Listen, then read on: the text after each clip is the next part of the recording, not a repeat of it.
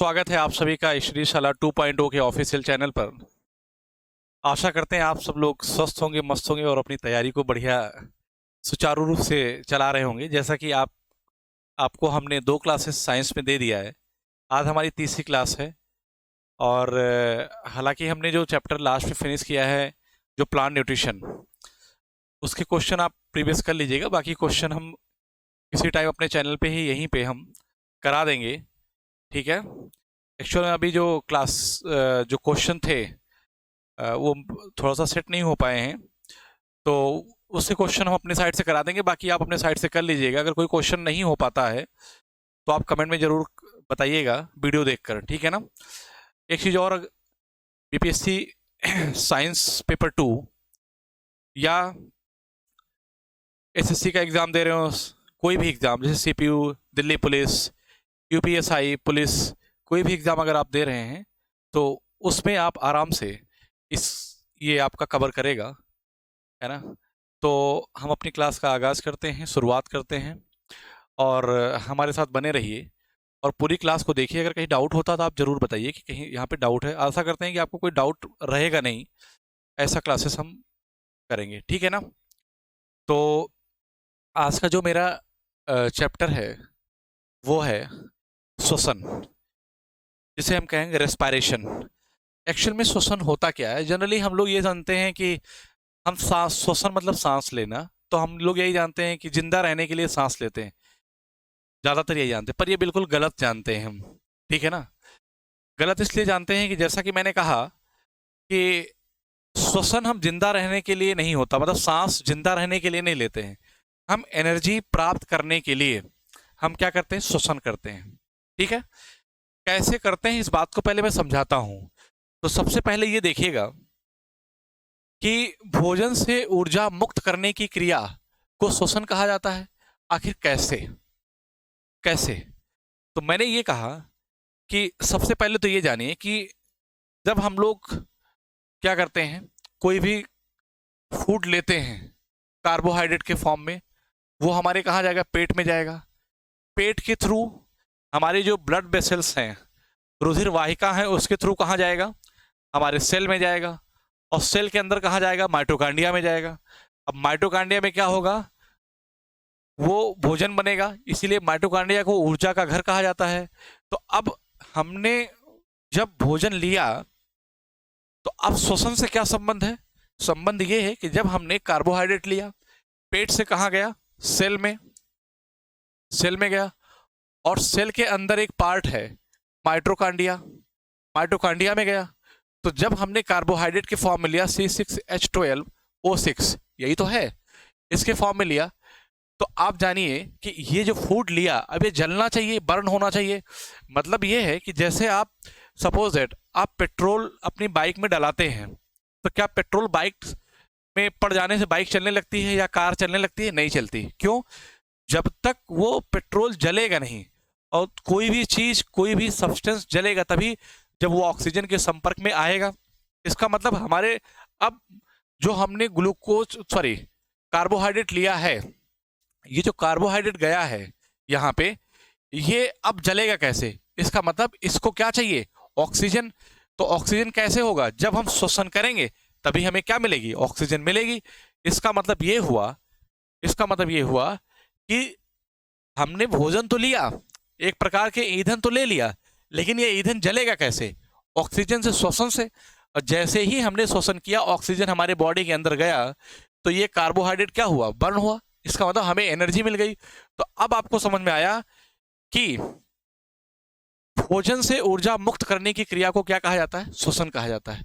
ध्यान से इस बात को देखिएगा, समझाएंगे कि C6H12O6 ये क्या है? ये ग्लूकोज के फॉर्म में लिया या कार्बोहाइड्रेट के फॉर्म में। ये क्या करेगा? ये ऑक्सीजन के साथ रिएक्शन करेगा। जब ऑक्सीजन के साथ रिएक्शन करेगा, ध्यान से देखिएगा, तो मैं कहूंगा ऑक्सीजन और कार्बन मिलकर क्या बनाएंगे? CO2 बनाएंगे। और ऑक्सीजन और हाइड्रोजन मिलकर क्या बनाएंगे? H2O बनाएंगे। बाकी क्या मिलेगी?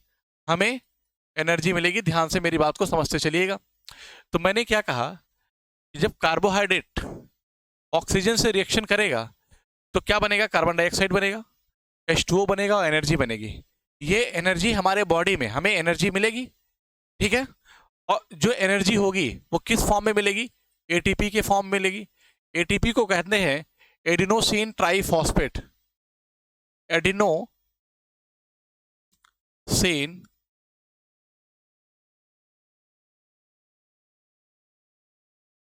ट्राइफॉस्फेट इसका नाम होता है। 36 एटीपी ऊर्जा स्टोर होती है हमारे बॉडी में। इसका मतलब है कि जब हमने भोजन लिया तब तक हमें एनर्जी नहीं मिलेगी जब तक हम सांस नहीं लेंगे। अब इसको हम ऐसे समझते हैं कि इसका मतलब ये है कि अगर हम कोई मीथेन ले ले तो इस पूरी प्रक्रिया को बताओ आपने क्या कहा? इसी पूरी प्रक्रिया को कहा गया श्वसन। क्या कहा गया? श्वसन। श्वसन अर्थात रेस्पायरेशन। ध्यान से देखिएगा, समझते चलिएगा। मैंने क्या कहा कि जो ग्लूकोज है ऑक्सीजन से रिएक्शन कर कर CO2 H2O बनाएगा और एनर्जी बनेगी, और ये एनर्जी रिलीज होगी हमारे बॉडी में, और यही जो प्रोसेस कहलाएगा क्या? श्वसन। दूसरी बात क्या है कि अगर हम ले लें मीथेन, क्या ले लें? मीथेन, ठीक है।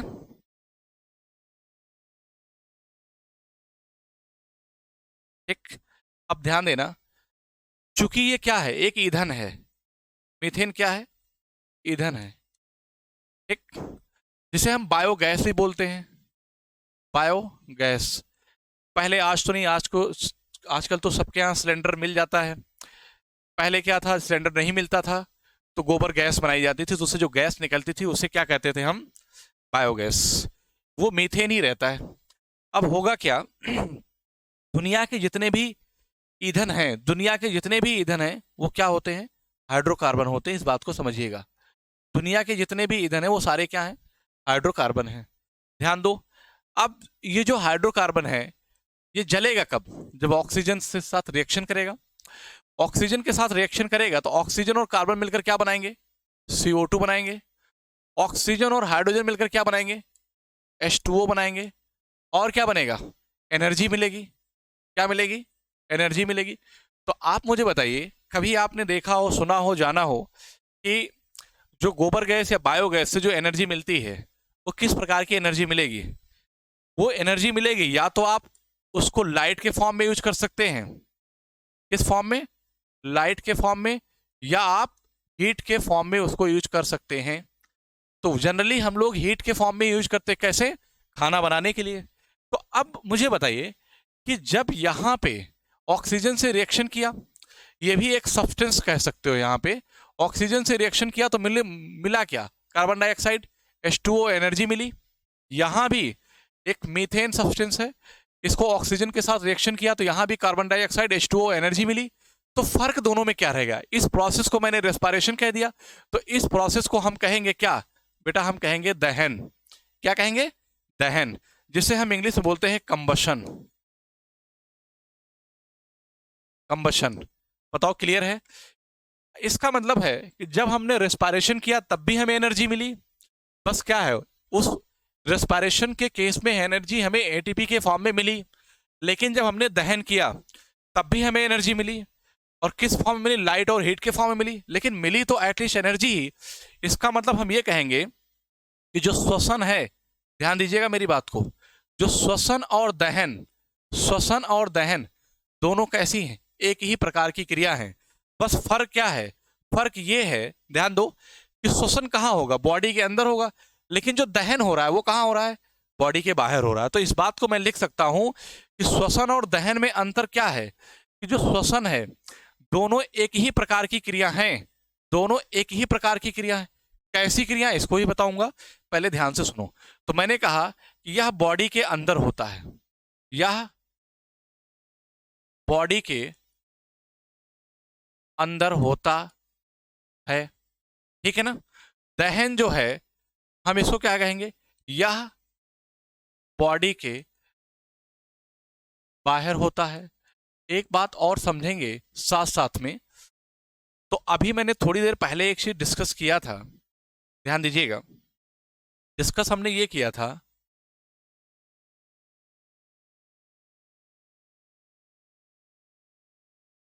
हमने ये डिस्कस किया था कि यह बॉडी के बाहर होता है और यह बॉडी के अंदर होता है, दोनों में फर्क इतना है बस, ठीक है। अब मैं ये कहूंगा कि जब भी कोई सब्सटेंस, लास्ट वाली क्लास में भी मैंने डिस्कस किया था, जब भी कोई सब्सटेंस, ये अर्थात पदार्थ, पदार्थ अगर वह ऑक्सीजन से रिएक्शन करेगा या हाइड्रोजन से रिएक्शन करेगा, किससे करेगा बेटा? हाइड्रोजन से, तो इसको हम कहेंगे, क्या कहेंगे? Oxidation, oxidation. और ऑक्सीडेशन को हम बोलते हैं ऑक्सीकरण। ध्यान देना, क्या कहते हैं? ऑक्सीकरण, या इसका एक नाम और है उपचयन। ध्यान देना, क्योंकि जितने पॉइंट लिख रहा हूं इन सभी पॉइंट से क्वेश्चन आता है। उपचयन, ठीक है। फिर मैंने इसको क्या कहा? रिडक्शन। मैंने क्या कहा? रिडक्शन। रिडक्शन को हम बोलते हैं अवकरण। ध्यान दीजिएगा बेटा, अवकरण या अपचयन। तो एक चीज मैं ये कहना चाहूंगा कि इंग्लिश आसान है। कैसे? आपने ऑक्सीडेशन रिडक्शन याद कर लिया, लेकिन अगर हिंदी में याद करोगे तो एक का दो दो नाम है, ऑक्सीकरण और उपचयन, अवकरण या अपचयन। तो आप मुझे बताओ, आप मुझे ये बताओ, एक मिनट, हाँ, कि आप मुझे ये बताइए कि जब श्वसन हुआ है तो ग्लूकोज ऑक्सीजन के साथ रिएक्शन किया, इसका मतलब श्वसन किस प्रकार की क्रिया है? अगर कोई भी सब्सटेंस ऑक्सीजन के साथ रिएक्शन करेगा तो वो ऑक्सीडेशन अभिक्रिया है, अर्थात ऑक्सीकरण अभिक्रिया है, या उपचयन अभिक्रिया है। तो आप इस पॉइंट को भी मेंशन कर सकते हैं, या इसको तो आपको जानना ही जरूरी है कि जो श्वसन है एक ऑक्सीकरण या अपचयन अभिक्रिया है। क्लियर है? आगे हम कहेंगे कि जो हमारा सब्सटेंस अगर हाइड्रोजन के साथ रिएक्शन करेगा तो अवकरण होगा। आप मुझे बताइए कि श्वसन और दहन में दोनों केस में आपने देखा कि दोनों जगह पे ऑक्सीजन से ही रिएक्शन हुआ है, तो carbon dioxide H2O, carbon dioxide H2O, energy अलग अलग फॉर्म में मिली है। यहाँ एनर्जी ATP के फॉर्म मिली है। हमारे बॉडी में जो एनर्जी स्टोर होती है वो ATP के फॉर्म में होती है, इसलिए बॉडी के अंदर ये हुआ है श्वसन। तो हम कहेंगे कि दोनों कैसी क्रिया है? दोनों ऑक्सीकरण या उपचयन क्रिया है। तो हम यहाँ पे लिख सकते हैं, यहाँ पे हम लिख सकते हैं कि श्वसन और दहन एक ऑक्सीकरण अभिक्रिया है। कैसी है भाई? ऑक्सीकरण अभिक्रिया है, ऑक्सीकरण।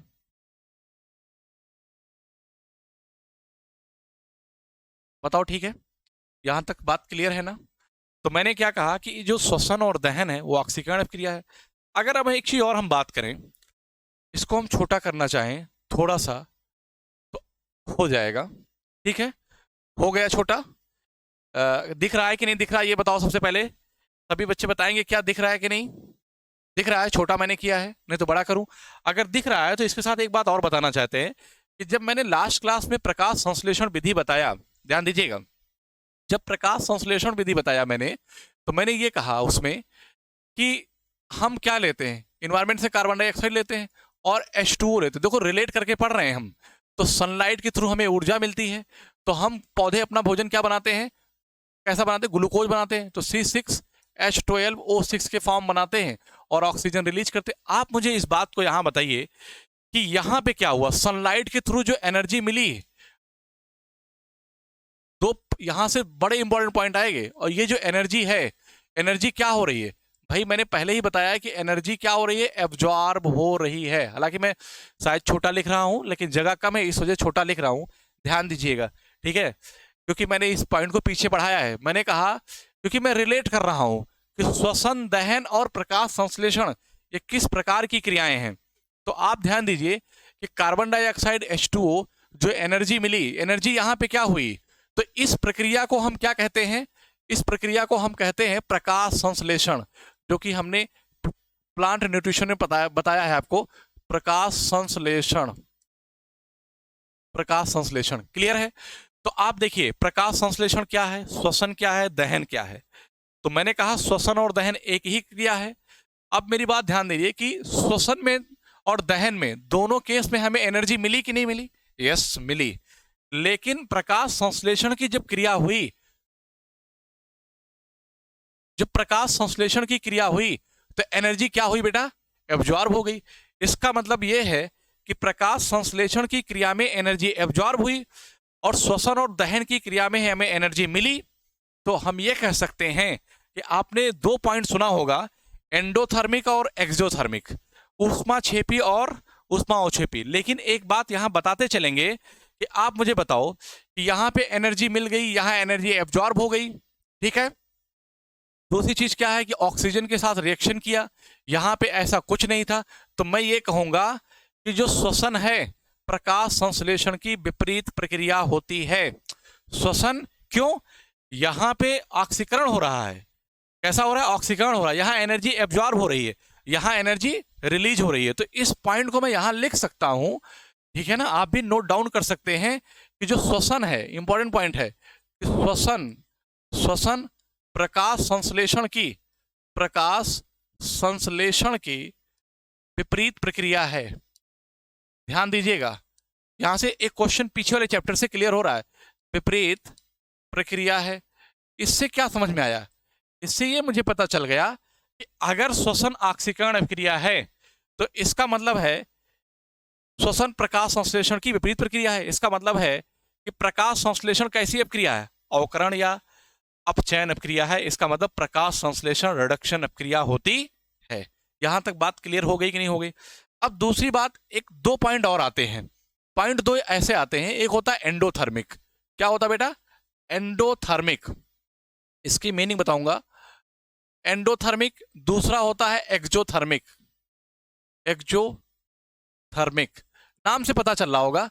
एक्सो ऊष्माक्षेपी, इसको क्या कहेंगे हम? इसको कहेंगे ऊष्माक्षेपी। सब कुछ यही है। इसको क्या कहेंगे? ऊष्मा शोषी, ऊष्मा शोषी। अगर मैं आपसे एक क्वेश्चन पूछूं, मेरा क्वेश्चन ये है, अभिक्रिया, मेरा आपसे क्वेश्चन ये है बेटा कि आप ये बताइए कि श्वसन ऊष्माक्षेपी क्रिया है या ऊष्मा शोषी प्रक्रिया है? पहला क्वेश्चन। दूसरा क्वेश्चन है कि प्रकाश संश्लेषण ऊष्माक्षेपी है या ऊष्मा शोषी है? तो ऊष्माक्षेपी और ऊष्मा शोषी से यह पता चल रहा है कि जहां पे ऊष्मा एब्जॉर्ब, मतलब कि एनर्जी एब्जॉर्ब हो रही है, उसे कहेंगे क्या? ऊष्मा शोषी। बताओ मुझे एनर्जी कहां एब्जॉर्ब हो रही है? मुझे तो लग रहा है कि एनर्जी यहीं एब्जॉर्ब हो रही है। किसमें? प्रकाश संश्लेषण में।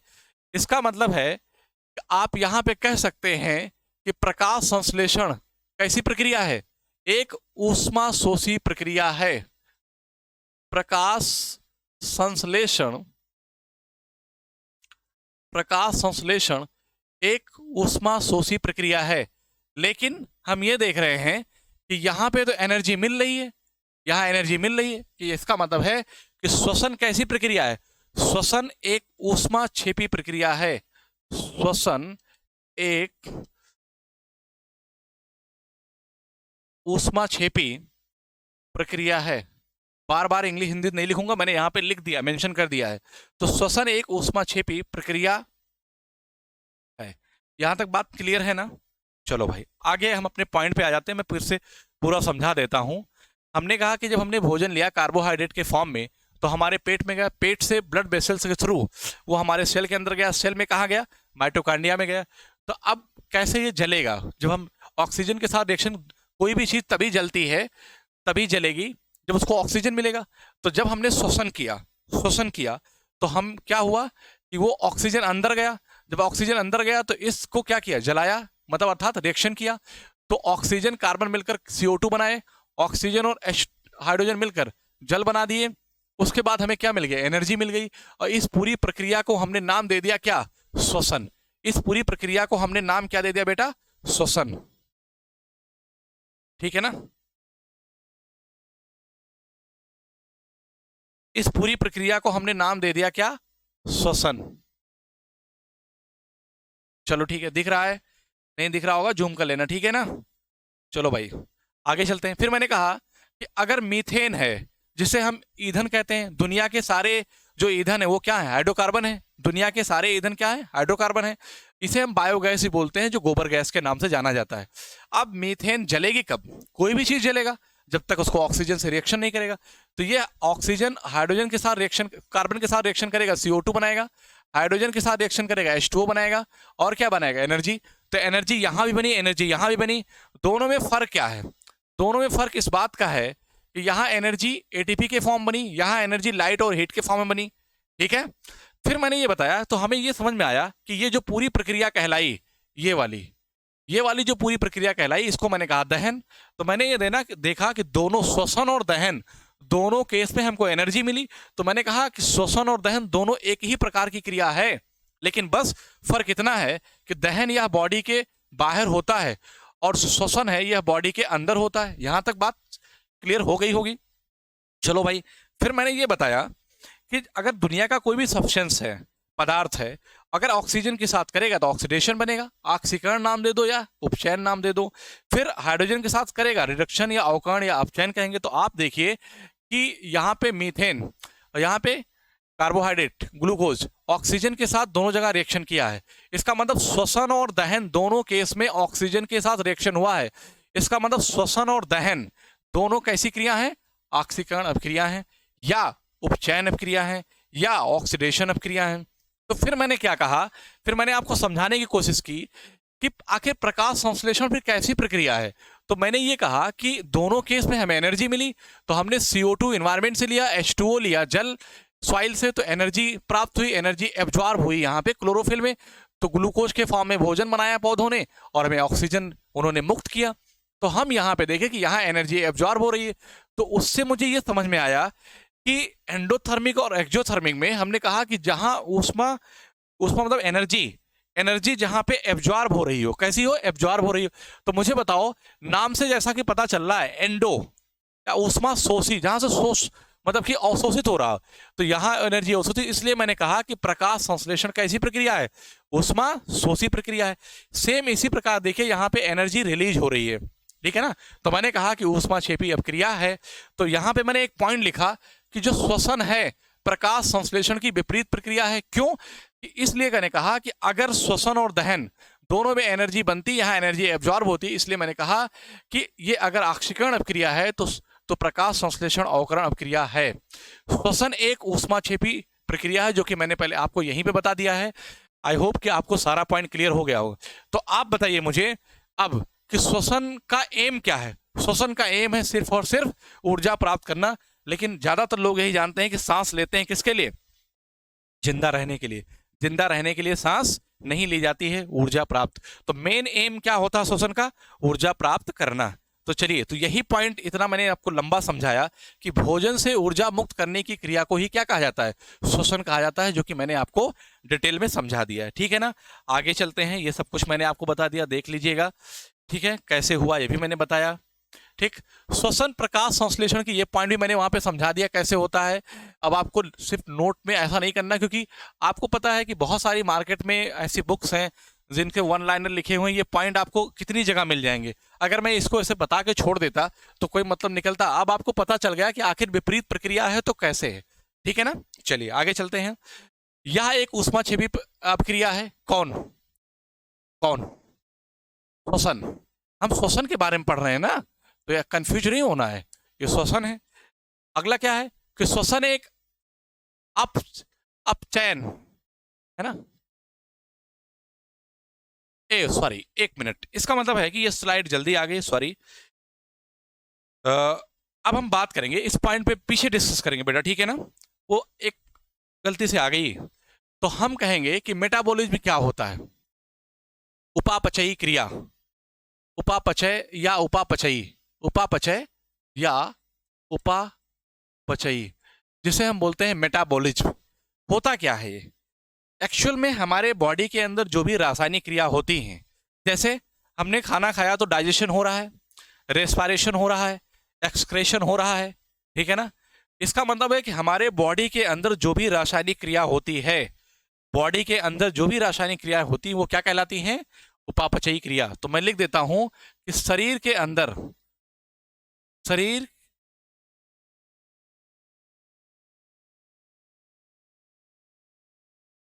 के अंदर रासायनिक क्रिया को, शरीर के अंदर रासायनिक क्रिया को उपापचयी क्रिया कहते हैं। शरीर के अंदर हो रही रासायनिक क्रिया को, इसको ऐसे लिख देते हैं, शरीर के अंदर हो रही रासायनिक क्रिया को उपापचयी क्रिया कहते हैं। उपापचयी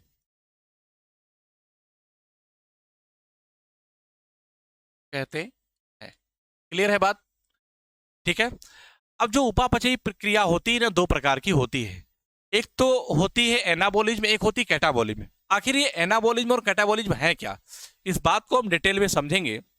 तो हम पढ़ रहे हैं क्या, मेटाबॉलिज्म। हमने कहा हमारे बॉडी के अंदर जो भी रासायनिक क्रियाएं होती हैं उसे हम क्या बोलते हैं, कैटाबॉलिज्म, सॉरी उसे हम मेटाबॉलिज्म बोलते हैं। अब मेटाबॉलिज्म दो प्रकार की होती हैं। तो आपसे पूछा जाए क्वेश्चन कि श्वसन किस प्रकार की क्रिया है, कैटाबॉलिज्म है, एनाबॉलिज्म है, मतलब कि उपचय है कि अपचय है। जैसा कि नाम से पता चल रहा होगा, इंग्लिश से तो नहीं पता चल रहा, लेकिन सॉरी हिंदी से नहीं पता चल रहा, इंग्लिश से पता चल रहा है। कैटा मतलब कट होना। अब मेरी बात ध्यान से सुनना, फिर मैं इसको आपको अच्छे से समझाता हूं कि, क्योंकि याद नहीं करो, याद करोगे कभी जीवन में याद नहीं होगा। एक चीज याद रखना बेटा। अरे यार, चलो ठीक है, 1 मिनट।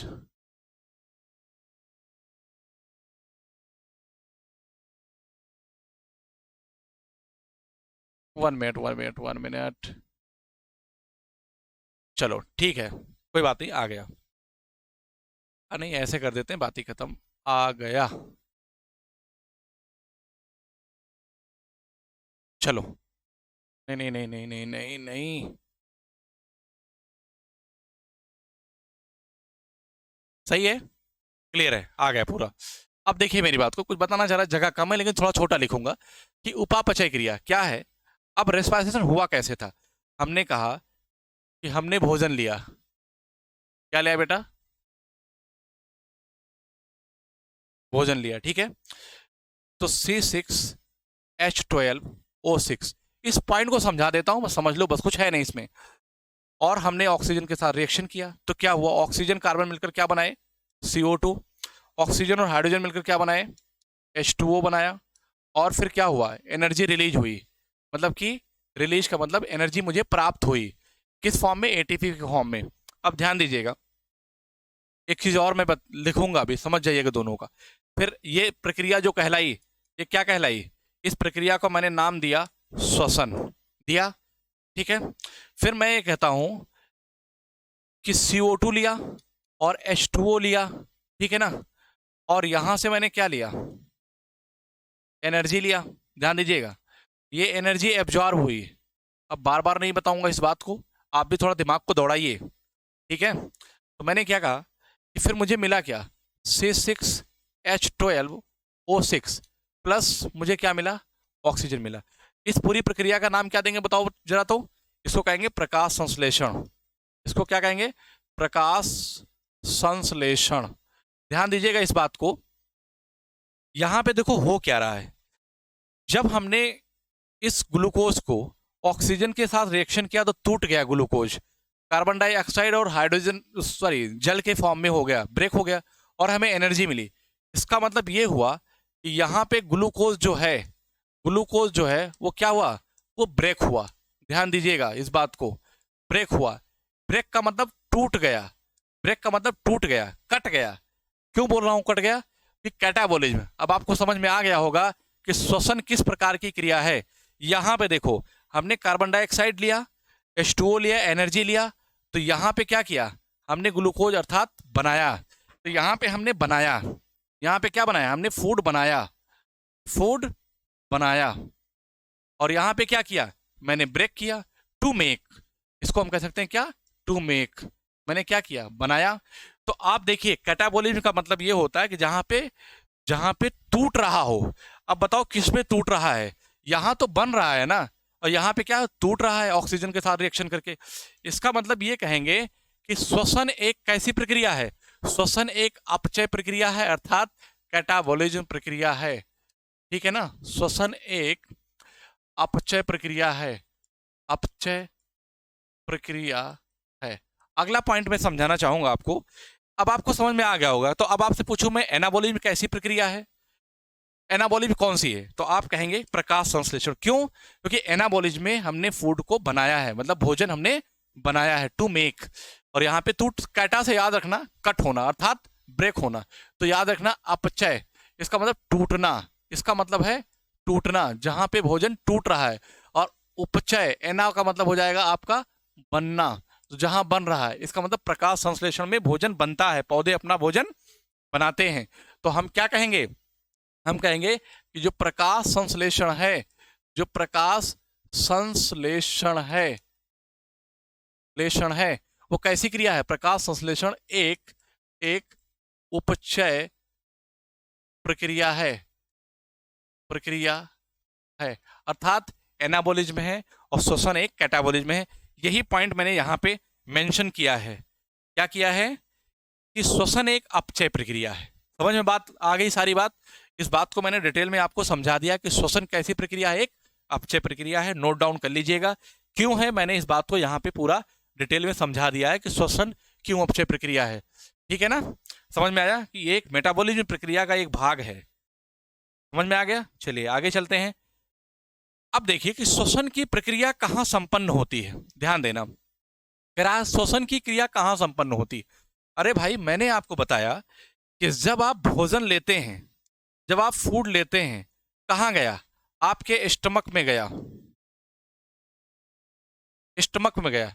स्टमक से ब्लड वेसल्स, ब्लड वेसल्स का मतलब है रुधिर वाहिका, रुधिर वाहिका के थ्रू कहाँ गया, हमारे सेल के अंदर गया।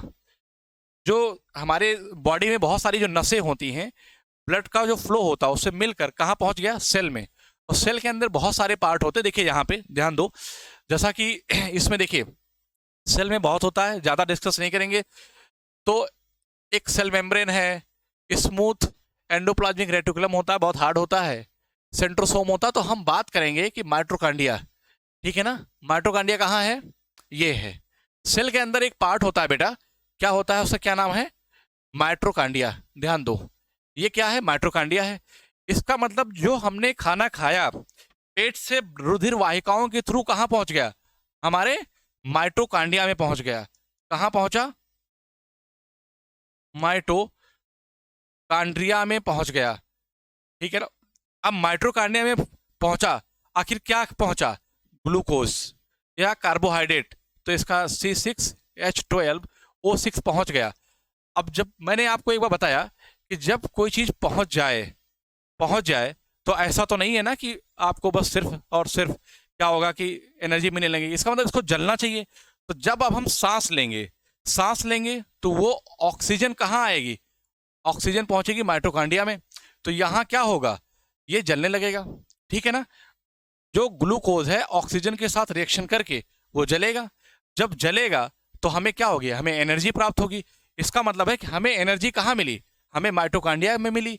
इसका मतलब क्वेश्चन हमारा कह रहा है कि श्वसन की क्रिया कहाँ संपन्न होती है, तो इसका आंसर होगा माइटोकांड्रिया में होती। बताओ बात क्लियर हुई कि नहीं, सबको समझ में आया कि नहीं आया। चलिए आगे चलते हैं, नोट डाउन कर लो। अगर किसी बच्चे को नहीं समझ में आता है तो वो कमेंट में जरूर बताएगा, ठीक है ना। कोशिश पूरी है कि आपको कुछ भी एक भी पॉइंट छूटे ना, ठीक है। चलिए आगे बात करते हैं। अब चूंकि इसलिए कहा गया कि माइटोकांड्रिया को कोशिका का या ऊर्जा का घर, कोशिका का माइटोकांड्रिया, जैसे हमने क्या कहा कि सेल के अंदर एक पार्ट है, क्या है बेटा, यहीं पे एक माइटोकांड्रिया है, माइटोकांड्रिया, ठीक। अब चूंकि यहां भोजन बना तो हम क्या कहेंगे, किचन ऑफ द सेल। तो mitochondria are also called the energy house of the cell, या फर्नेस ऑफ हेल्थ, या अब ध्यान दो, ऊर्जा का घर, या ऊर्जा की भट्ठी, या ऊर्जा का चूल्हा कहा भी कहा जाता है। तीन नाम होते हैं माइटोकांड्रिया को, क्लियर है।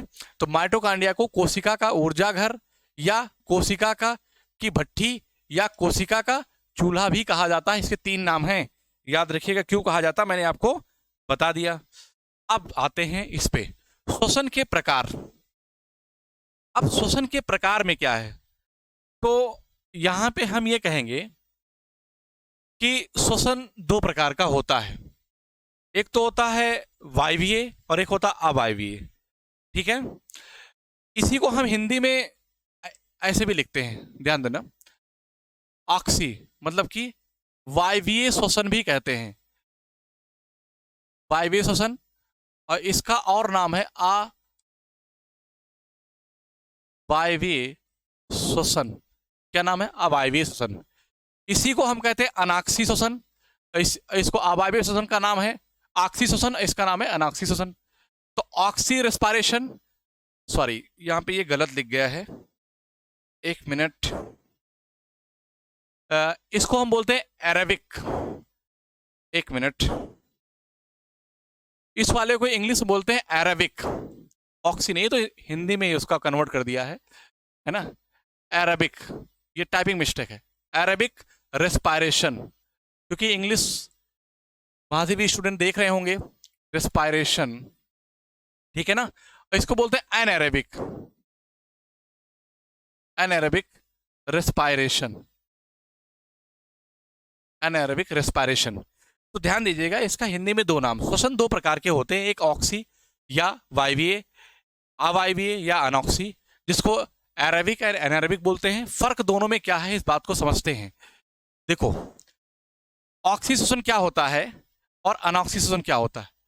तो मैं यहां पे अगर मैं लिखूं, ऑक्सी की बात करूं, तो सबसे पहले मैं कहूंगा ऑक्सी श्वसन ये होता है ऑक्सीजन की उपस्थिति में, ऑक्सीजन की उपस्थिति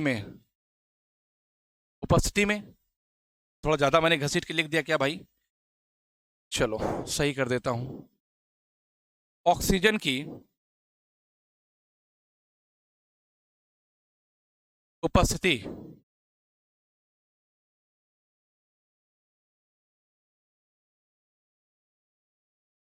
में, ठीक। और जो अनाक्सी श्वसन होता है,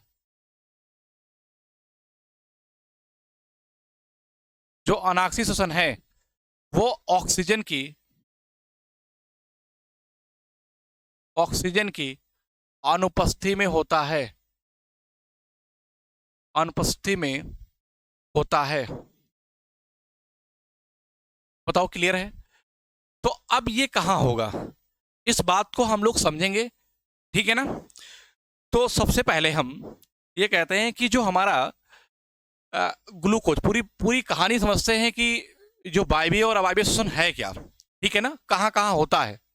तो हमने कहा कि C6H12O6 और क्या किया, ऑक्सीजन के साथ रिएक्शन किया, ध्यान दीजिएगा। तो यहां क्या होगा कि CO2 प्लस H2O प्लस हमें क्या मिलेगी, एनर्जी मिलेगी। यहीं से हम समझेंगे इस बात को। तो अब मेरी बात ध्यान से समझो कि जो ग्लूकोज है, जब ग्लूकोज सेल के अंदर जाता है, जब मैंने क्या कहा कि मैंने जब खाना खाया, ग्लूकोज या कार्बोहाइड्रेट के फॉर्म में जैसा मैंने खाना लिया, तो जब हमारे पेट में पहुंचा, स्टमक में, स्टमक से ब्लड वेसल थ्रू सेल में पहुंचा, जब सेल में पहुंचता है तो ध्यान देना कि ये टूट जाता है, किसमें, पायरुविक अम्ल या पायरुवेट में। और ग्लूकोज का पायरुविक अम्ल या पायरुवेट में टूटना ही क्या कहलाता है, ग्लाइकोलिसिस प्रक्रिया कहलाता है। अभी इस पॉइंट को लिख दूंगा, ठीक है ना, अभी सिर्फ समझ लीजिए, बस अभी सिर्फ समझ लीजिए, ग्लाइकोलिसिस, ग्लाइकोलिसिस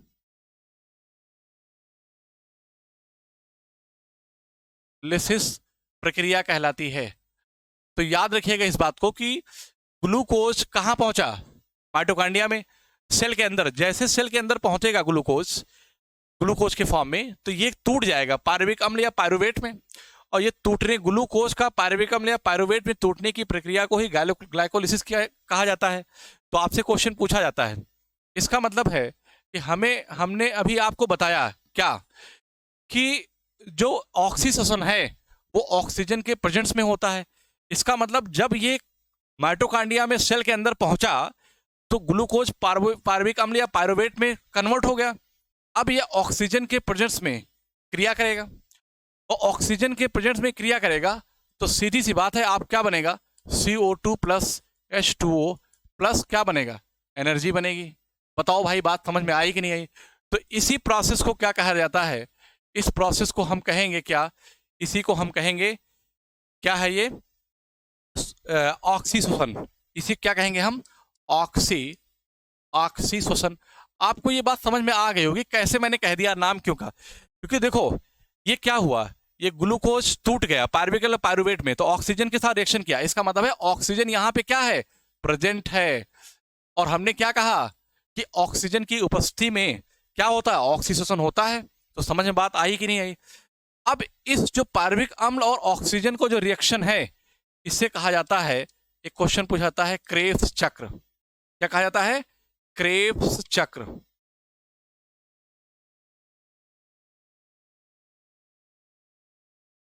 क्रेब्स चक्र, या इसी को कहते हैं क्रेब्स साइकिल। क्या कहते हैं, क्रेब्स साइकिल, ठीक है ना, क्रेब्स चक्र। ध्यान दीजिएगा, ग्लूकोज का पायरुविक अम्ल या पायरुवेट में टूटना ग्लाइकोलिसिस प्रक्रिया कहलाती है। अब ये पायरुविक अम्ल या पायरुवेट जब ऑक्सीजन से रिएक्शन करेगा तो इस प्रक्रिया को कहा जाता है क्रेब्स चक्र या क्रेब्स साइकिल। इसमें क्या हुआ, एनर्जी बन गई। अब ऑक्सीजन के प्रेजेंस में हुआ, इसलिए इसका नाम दिया गया ऑक्सीशोषण। इसीलिए मैंने कहा कि ऑक्सीशोषण क्या होता है, आपको समझ में आ गया होगा। अब ध्यान दीजिएगा कि जो आपका अनाक्सी शोषण था बेटा, जो आपका अनाक्सी शोषण था, ये दो प्रकार का होता है। जो अनाक्सी शोषण होता है दो प्रकार का होता नहीं है, मतलब आप कहेंगे कि एक तो मसल्स में होता है। कहाँ होता है, बॉडी के अंदर होता है। दूसरा कहाँ होता है, दूसरा होता है सूक्ष्म जीवों में। कहाँ होता है, सूक्ष्म जीवों में। और सूक्ष्म जीवों की बात करूंगा तो माइक्रो ऑर्गेनिज्म होगा, माइक्रो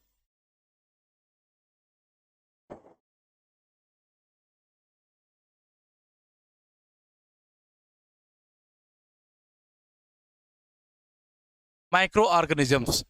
इसका मतलब है कि बॉडी के अंदर बनेगा।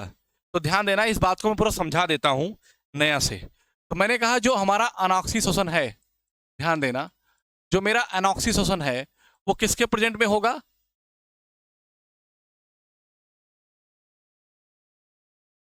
ऑक्सीजन की अनुपस्थिति में।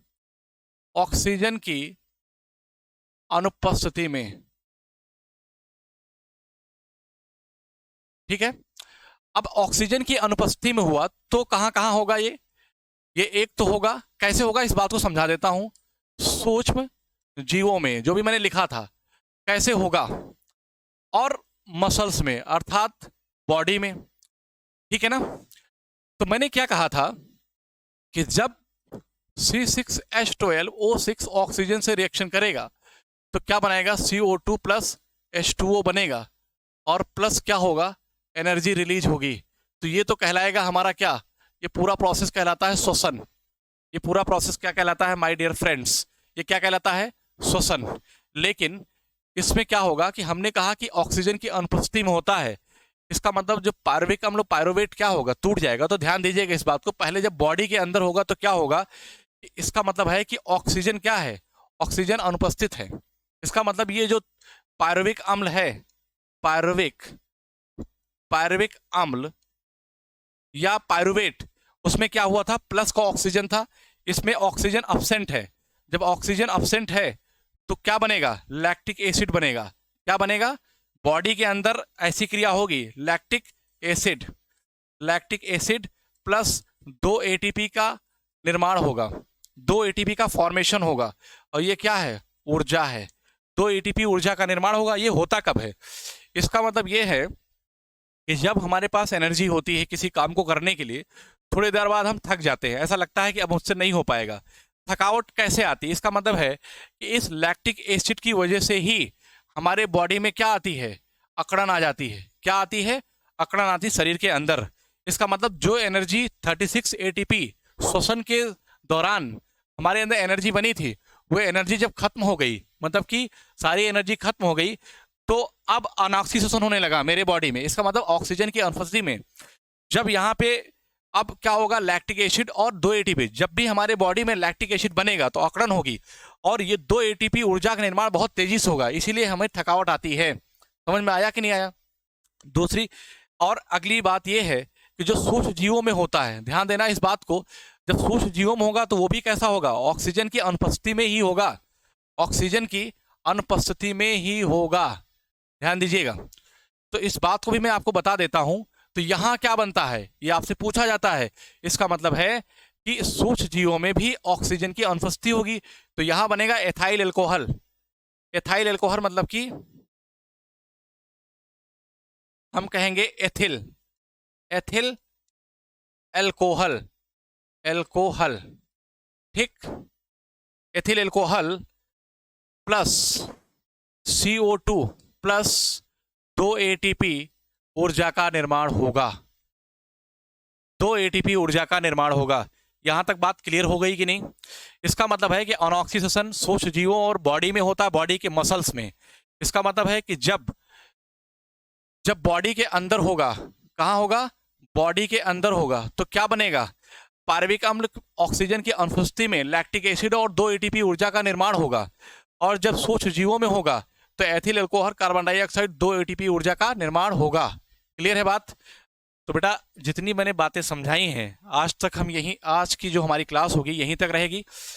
इसके आगे का हम नेक्स्ट क्लास में हम आपसे फिर डिस्कस करेंगे, और क्लास को अपने दोस्तों, अपने साथियों में शेयर करिएगा, और अच्छा लगा होगा तो ज़रूर कमेंट करिएगा। कोशिश रही है कि सब कुछ कवर किया जाए, कोई डाउट ना रह जाए बच्चों को, ठीक है? अगर कहीं कोई भी डाउट होगा तो ज़रूर बताइएगा कमेंट करके।